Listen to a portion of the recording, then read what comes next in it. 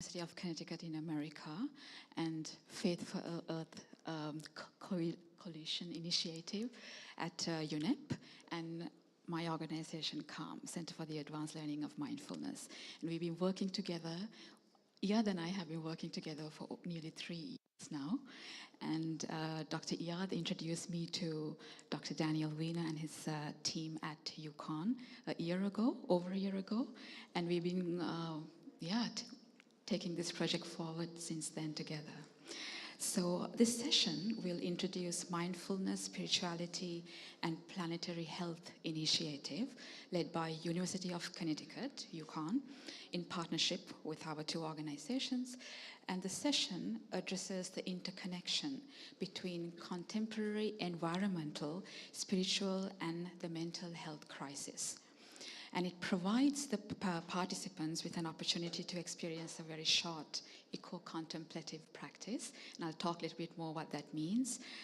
And then also our panel explores how mindfulness, spirituality and planetary health initiative can serve as a strategy for the reduction of human consumption, natural resource extraction, and a toolkit to improve emotional health, while highlighting how this initiative can contribute towards sustainability goals. So let me first introduce, we have 4 panelists today. Vice President of the Office of Global Affairs and Professor of Geography at University of Connecticut, Professor Daniel Wiener. And then we also have from University of Connecticut, Professor Crystal Park, who's a Professor of Clinical Psychology. And then Dr. Iyad Abou-Moughli, founder and director of Faith for Earth, and then myself. So let me first please ask to play the introductory video of Professor Daniel Wiener to introduce the project to you. Thank you.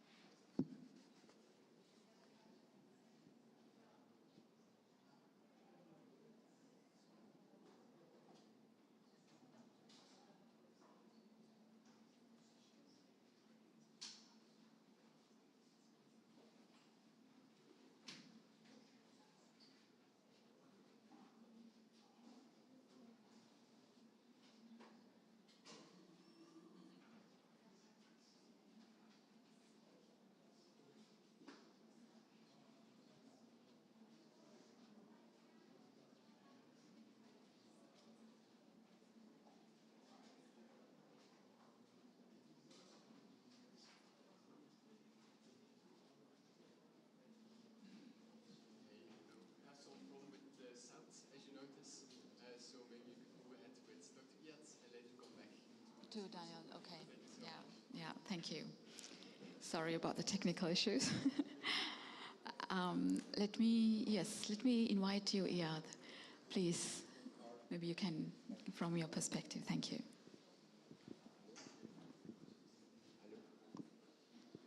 We have technical issues here as well. Yeah. Hello. All right. Good almost afternoon, everybody. And thank you very much, Komanga, and of course Daniel, and thank you for coming today.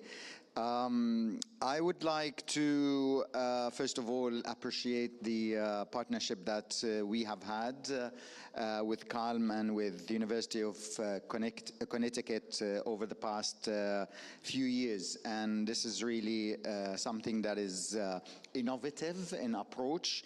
And when I first started, I doubted mindfulness. I mean, but then with your support and understanding the issue, I think it cuts across all religions, and from there we started. So I am to talk today about how we strategically can approach or addressing the critical issues of human consumption and natural resource extraction using mindfulness. So the pressing challenges of climate change, rapid biodiversity loss, and of course escalating pollution. And I'm sorry that we have plastic bottles here. We should have other types of non-polluting substances. But these are important triple planetary crises that we are dealing with. So we want today to explore how mindfulness can guide our actions towards sustainable consumption, emphasizing its potential impact on personal behaviors, social norms, and even corporate cultures. So mindfulness begins with cultivating awareness, and it encourages individuals to be fully present and conscious of their actions, especially in the realm of consumption. By developing this heightened conscience, practitioners can gain insights into what they consume, why they consume it, and the broader implications of their choices on the environment. This deep self-awareness forms the foundation for powerful decision-making. One of the core teachings of mindfulness is the art of slowing down and observing our thoughts and impulses without immediate reaction. The principle translates into more thoughtful and deliberate decision-making, particularly when it comes to purchases. Practitioners are encouraged to question the necessity of potential purchase and consider its environmental impact before making a choice. This intentional pause disrupts the automatic nature of consumer habits, offering a moment of reflection. In a world often fixated on material accumulation, mindfulness redirects our focus. It encourages a shift towards the quality of experiences over the quantity of possessions. By fully being present and engaged in the current moment, individuals may find contentment in experiences rather than material goods. This shift in perspective contributes to a reduction in the demand for consumer products, aligning with sustainable consumption practices. Mindfulness practices often emphasize the interconnectedness of all living beings and the environment. This understanding can be a powerful catalyst for change. As individuals become more attuned to the intricate web of life, they naturally start considering the broader ecological consequences of their consumption patterns. This heightened sense of responsibility towards the planet becomes a driving force for sustainable choices. Mindfulness serves as a guide towards a more sustainable choices. Whether it is going for eco-friendly products, choosing locally sourced goods, or reducing single-use plastics, mindfulness encourages a sense of responsibility and intentionality in daily choices. As individuals become more aware of the impact of their decisions, they are empowered to make choices that align with their values and contribute to a more sustainable future. Impulse buying is a prevalent challenge in today's fast-paced consumer culture. Mindfulness intervenes by helping individuals become aware of their emotions and reactions, thereby reducing impulsive and emotionally driven practices or purchases.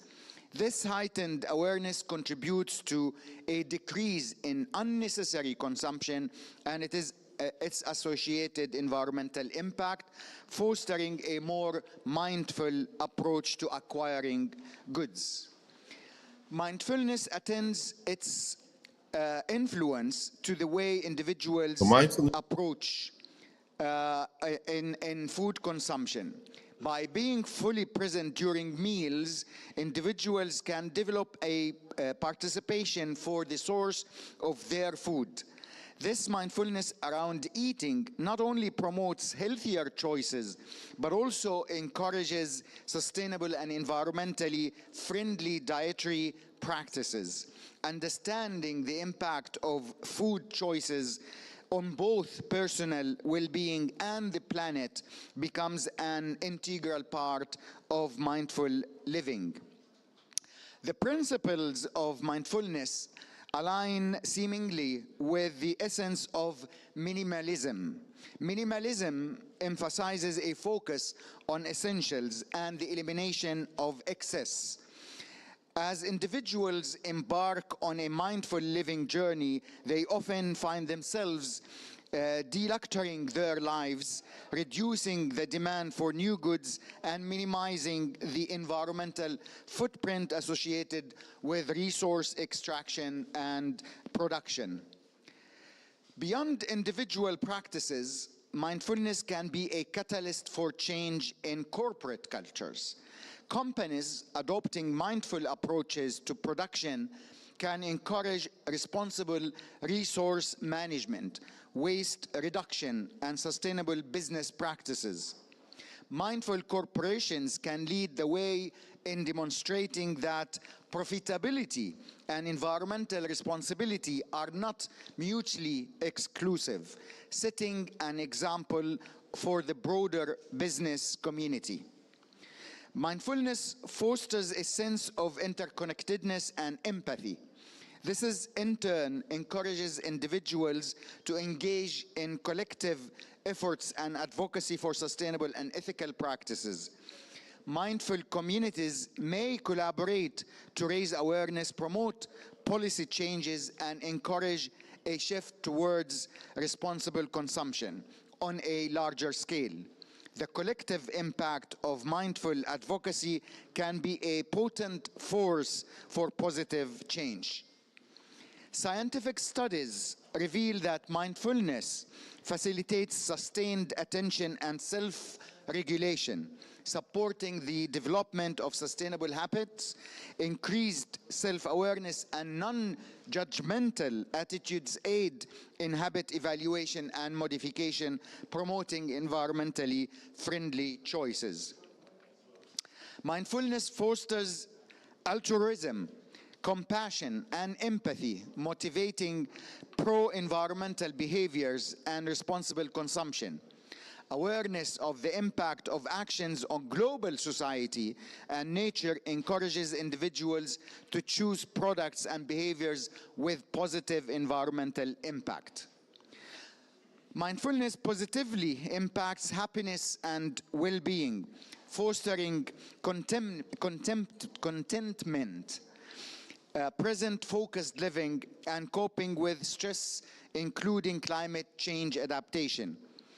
In conclusion, mindfulness offers a comprehensive and scientifically supported strategy for addressing the challenges posed by human consumption and natural resource extraction.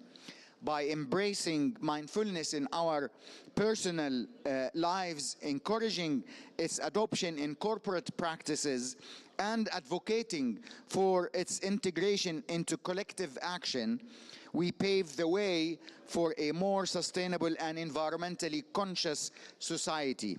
As we continue on this mindful journey, let us remember that each intentional choice we make has the power to shape a future that respects our planet and ensures its well-being for generations to come. Thank you.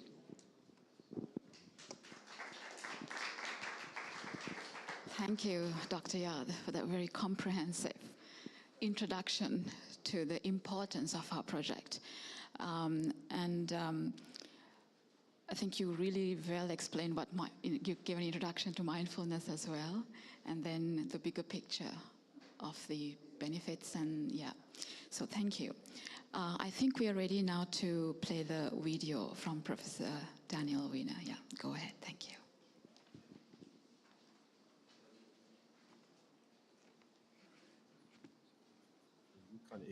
Programs. Good morning. The Mindfulness, Spirituality, and Planetary Health Initiative emerged out of conversations between UConn Abrahamic Programs, colleagues at the UN Faith to Earth Program, and the Center for Advanced Learning of Mindfulness in Sri Lanka. It's a product of our creative working relationship with IAD, Kamanga, and their teams. Based at the University of Connecticut, our focus is on impacting higher education teaching, research, and student engagement.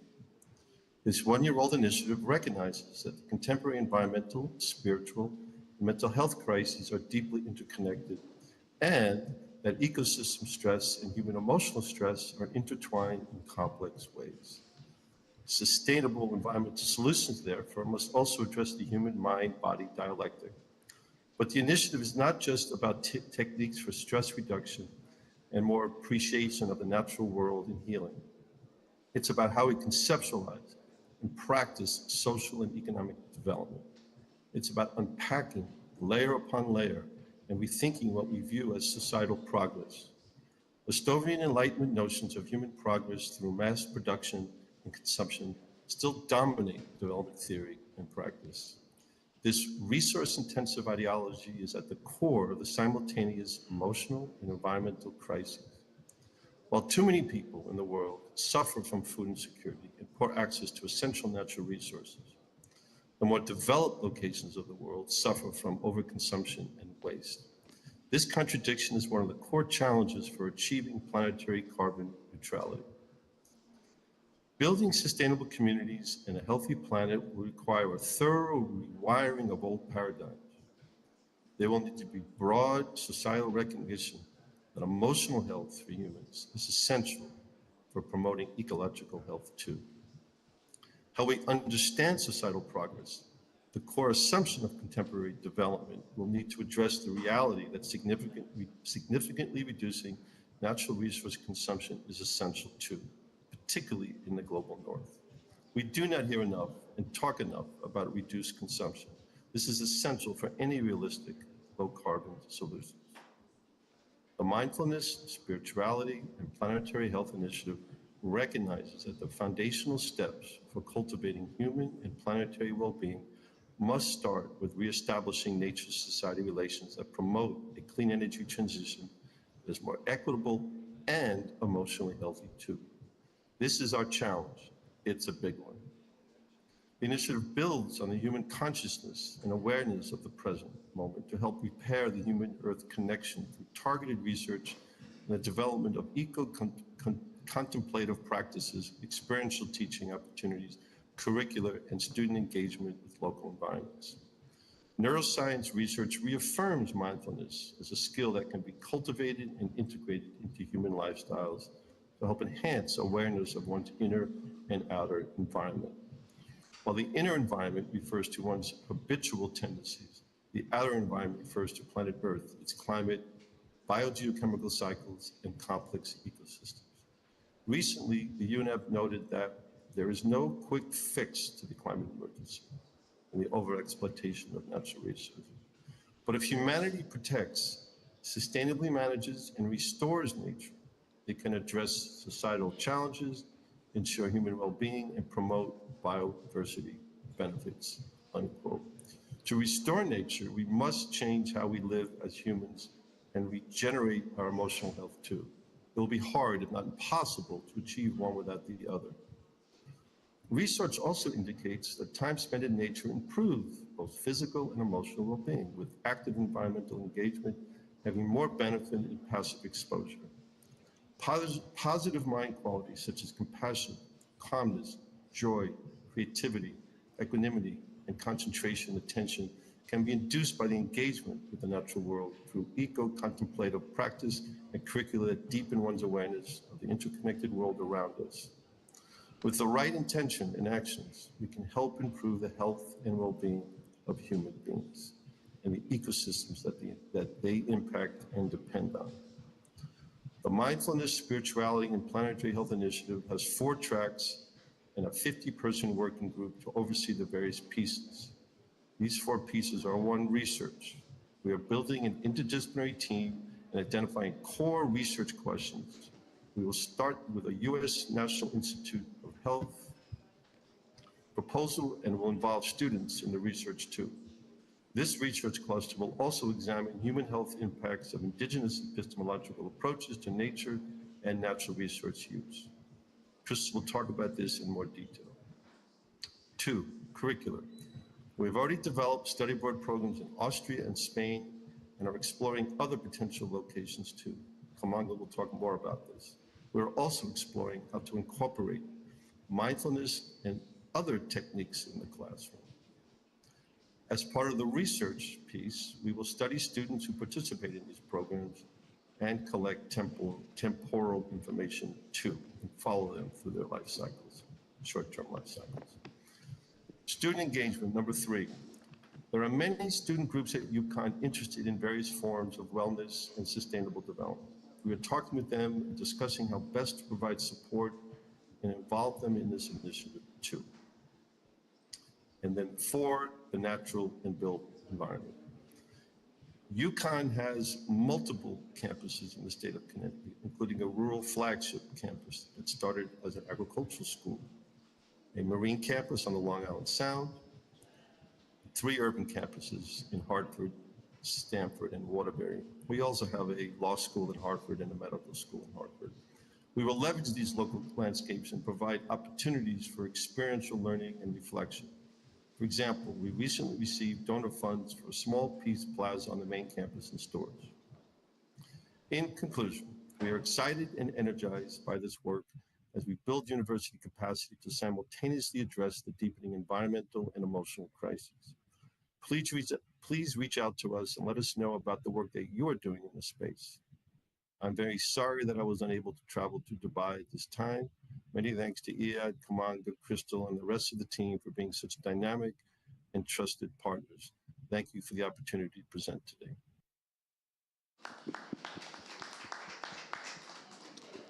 Thank you. It's a big thank you to Professor Daniel Wiener. It's about 3 a.m. in America. That's why he recorded the video for us. This way like he can join us. So yes, I think now I will go into my small presentation about how I got involved with all of this. So if we may,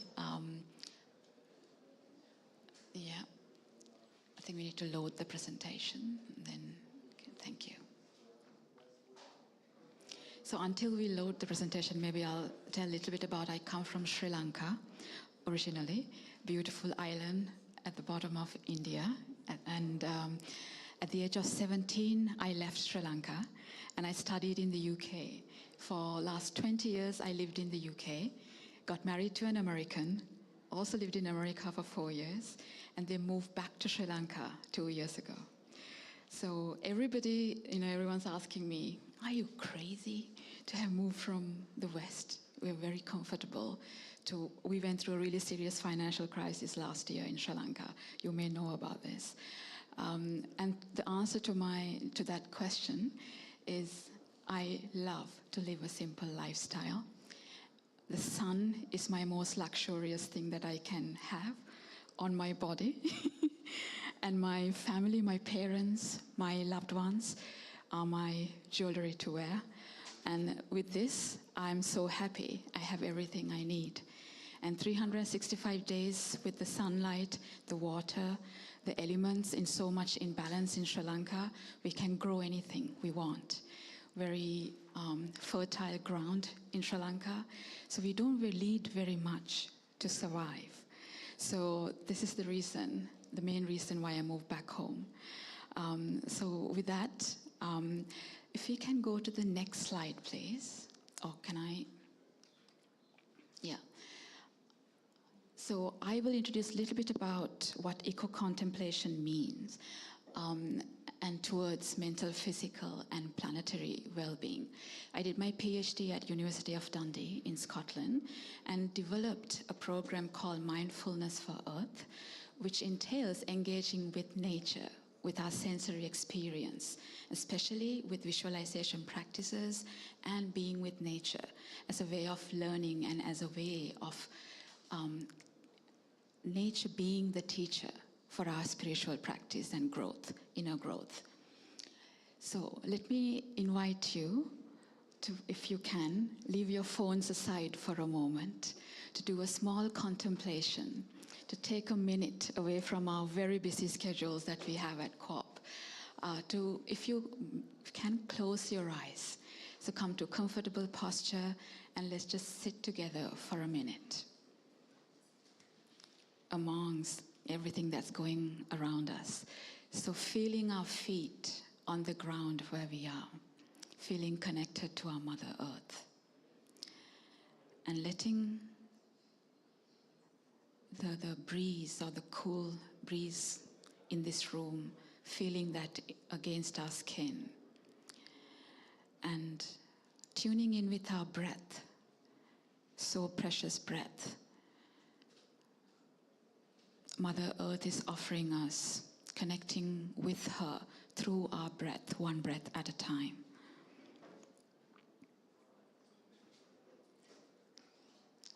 And really feeling this connection with our earth through our heart and through the elements, the sun, the water, the soil, the air, the space. And now I'm going to invite you to bring to your mind a beautiful water location that you've been to recently or in the past that kind of, it gave you some inspiration maybe when you were sitting by this water body. It could be a waterfall, river, or the ocean, or simply a spring or a fountain.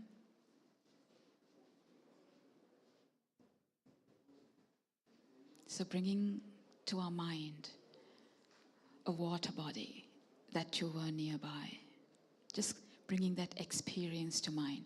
What comes to your mind immediately when you brought this experience to your mind?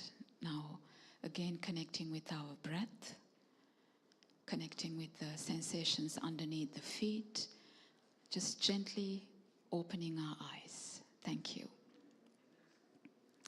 So may I ask, when you visualized the water body, the water, the nature, wherever you were, what came to your mind?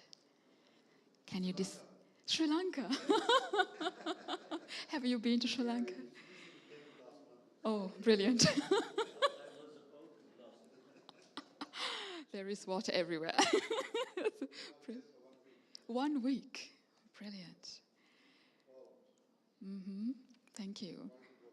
You want to go again? Please visit us again and contact me when you're there. What else? Peacefulness. Peacefulness. Anything else? Beauty. Yes. Waves. On a big lake. Yeah, the Great Lakes. Seeing to the horizon. Sky meets the water, the horizon. But there were waves on the surface of the water.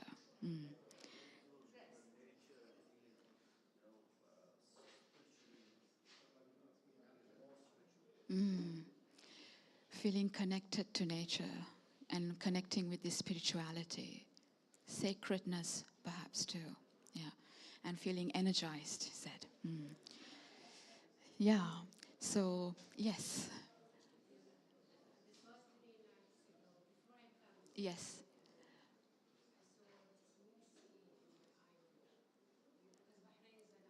Bahrain is an island, yes.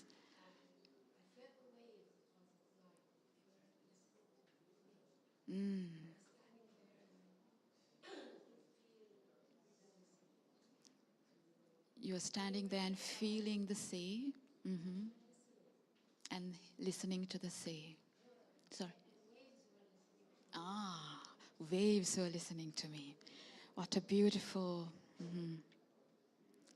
Yes, so this is eco-contemplation. Being with nature, listening to nature, letting the nature guide us in our lives. This has been my practice since I was a little child. I was born in Tangol at the bottom of Sri Lanka, the most southern point. There's nothing between Tangol and Antarctica but water. So I used to go to the sea and talk to the ocean, talk to the sea. This communication is what led to everything that I'm doing. And then my parents, my mother especially, is a meditator. Sri Lanka is an 80% Buddhist country. And then this connection between the meditation practice and nature is what induced everything, the values that I have and I share with others. So when I run workshops, this is the very first exercise I do with everybody to get this connection going already. And there's so many things that, one word explanation, and I'm sure you connect with these too. Teachers also use waterfall, river, and the ocean to explain the journey of meditation. Dr. Carlos and I, we were coming together today and we talked about the importance of journey. Not just the destination, but how we get there. These important relationships we build with each other and people we meet. Is actually, I think, the most important thing. If you're mindful, we meet people that can inspire us and can help us move forward our aspirations. So when we meditation practice, they say that when we begin the practice, it's like the waterfall continuously pouring over the cliff when you close our eyes. But we continue the practice, it becomes like a river meandering through a valley. It becomes a little bit more easier. Although there are obstacles like rocks and stones, we are able to move through the practice. And then it becomes like the ocean without waves. So the journey of meditation. And then Mingyur Rinpoche, I did a lot of interviews through my research, and Mingyur Rinpoche said, especially for me, when I see the water, there's a feeling of cool, calm, and compassion aspect, and flexibility aspect. So when we meditate, just watching the river flow makes the mind calm, cooling, and there's a sense of not dry, but richness and flexibility. So this is what we call the third teacher, sometimes what we call the symbolic teacher also. Phenomena becomes a teacher. Mother Nature becomes our teacher. And of course, there are doctors in Shetlands prescribing nature for mental health, to go into nature, to be with nature. So there's a lot of research behind that, how nature acts as a medicine for our mental health issues. So in the program goes into the 4 categories: mindfulness of the body, feelings, mind, and phenomena, and experiencing nature through these 4 categories. And what I found through my research is that meditating this way with nature, listening to nature, letting the nature guide us, can have this ripple effect Dr. Iyad spoke about. Everything begins with our thoughts, and then it becomes words, then it becomes action. mindfulness gives us the power to change the ripple effect we have in the world. We can either destroy our Mother Earth or we can protect her. Everything begins with a thought. So therefore, mindfulness becomes the ground or the foundation for all the other things that we are discussing over COP over these years. And I would like to really thank Dr. Yad and his team for hosting the Faith Pavilion. I was telling Dr. Yad earlier, this feels like the beating heart of COP. So I'm really privileged to be here with you and the team here. And I just want to say, the practice has been integrated into primary, secondary, higher education sectors, other sectors like UK police officers, educators, healthcare sector workers, so on. Retreats run in different parts of the world. And then we are really excited that 2 programs are going to run in partnership with UConn. One in the Camino de Santiago program in Spain. And then the other one, I'm going to be running the Mindfulness program in Salzburg, Austria as well. So this program will introduce students to the term mindfulness for Earth through research, history, and eco-contemplative practices, to cultivate mental, physical, and planetary well-being. So with that, I think I'm going to stop there because I would like to play the video from Professor Crystal Park on a very important aspect of our project, the research aspect. So may I please invite Professor Crystal Park's video. Thank you.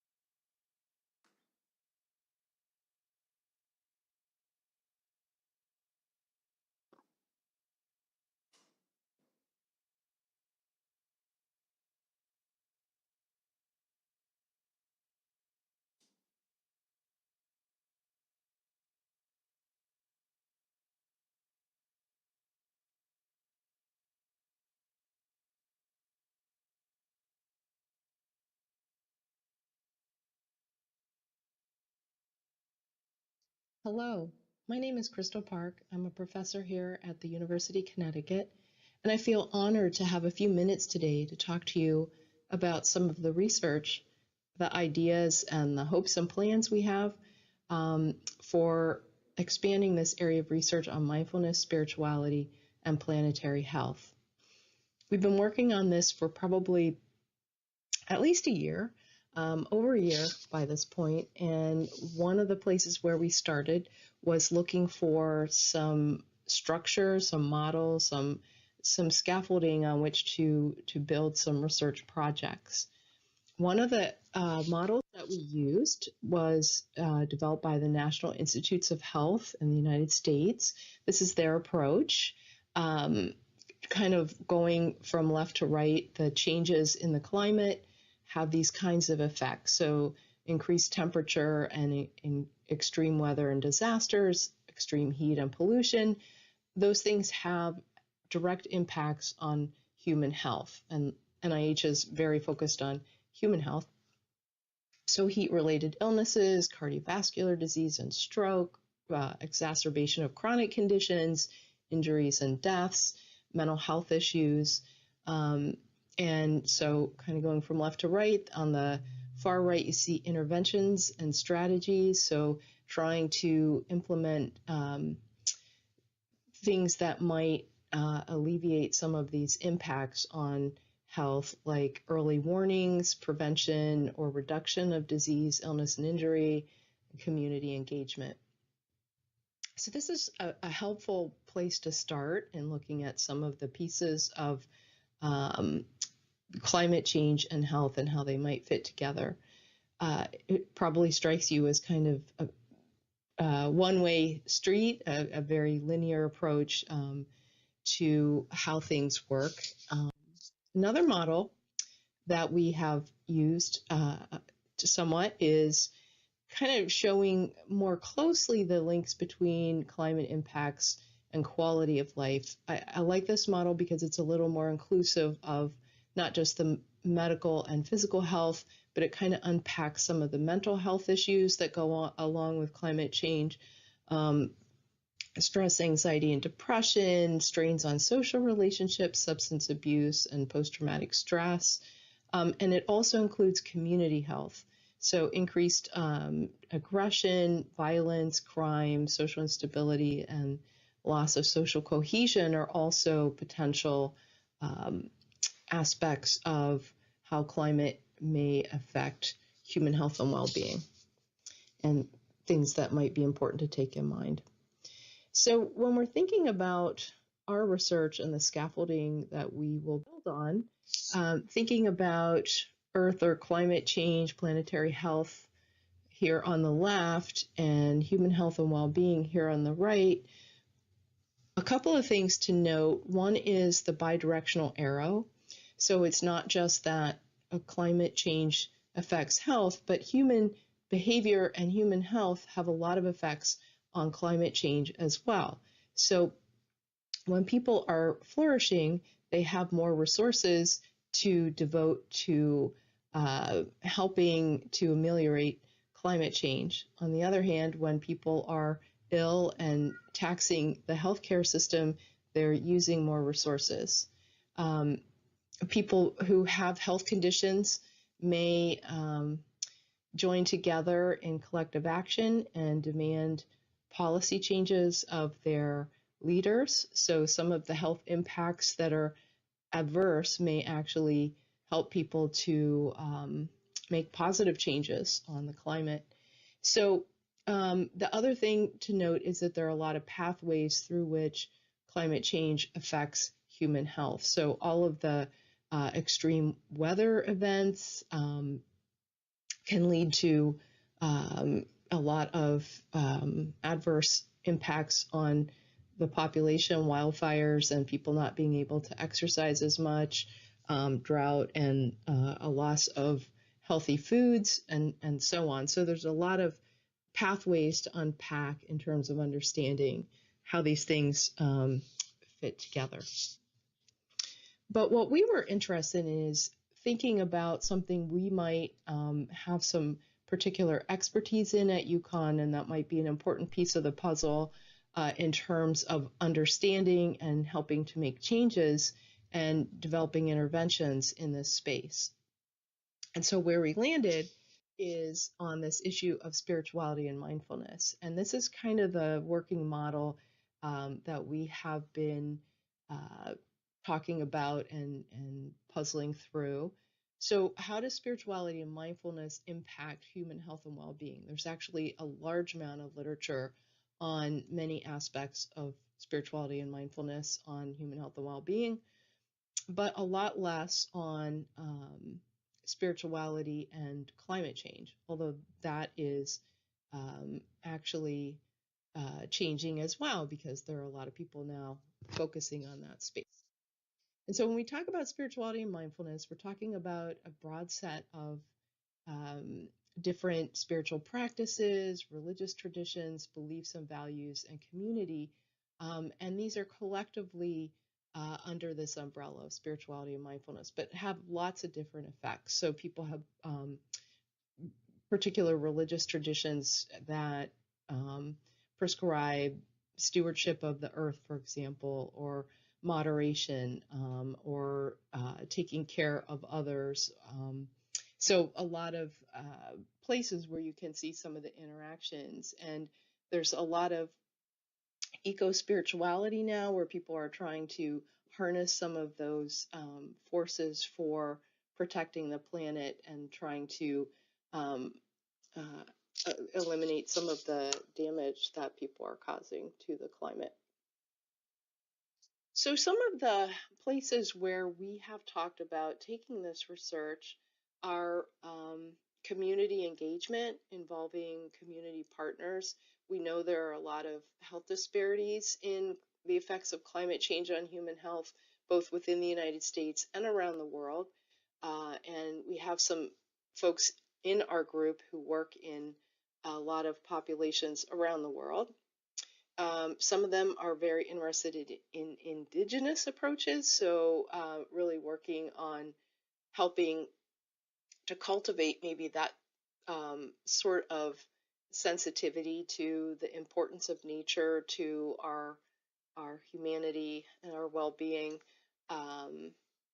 It's really pretty interesting, exciting work, taking more of an ethnographic approach, repurposing existing interventions and developing new interventions that might prevent, reduce diseases and illnesses, alleviating eco-distress, for example, that anxiety and depression, helplessness that are becoming increasingly prevalent and also aren't exactly irrational to have. So how do you help people with those concerns when they have some actual reasons for being worried or angry? And then mobilizing, and this is one idea that has come up in the eco-distress literature, is that maybe one of the ways to help people with that is to mobilize pro-environmental behavior on an individual level, but even more importantly on a collective level, so we can make some differences. So right now we have a lot of ideas in the hopper. We have not done a lot of proposals yet, but this is just to give you a little bit of insight into the kinds of things that we're going to be up to. And thank you again for your attention. And if you have a need, please feel free to contact me. Thank you. Yeah. So just to wrap up, I just want to share just a very quick quotation from Venerable Thich Nhat Hanh. Can you hear me okay? Yeah. Can we get the microphone?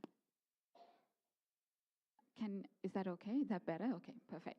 Yeah, just to wrap up our session, just want to read out a beautiful quotation from Venerable Thich Nhat Hanh. He said, "There's a revolution that needs to happen, and it starts from inside each one of us.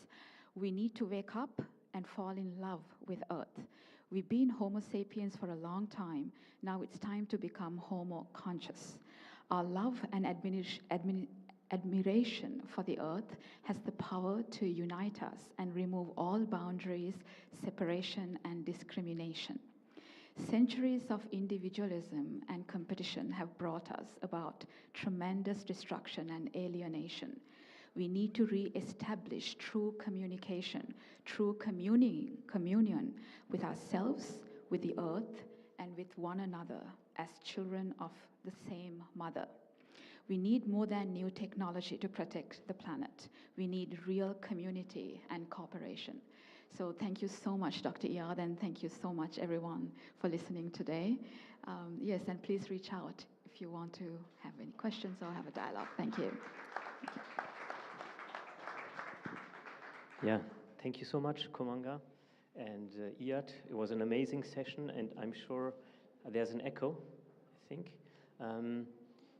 I think you would have loved the session we had yesterday on holistic environmental protection, because I think there are a lot of overlaps, and they were also talking about the connection we have with the elements and how that actually affects climate change. So thank you so much, and I want your visiting card afterwards.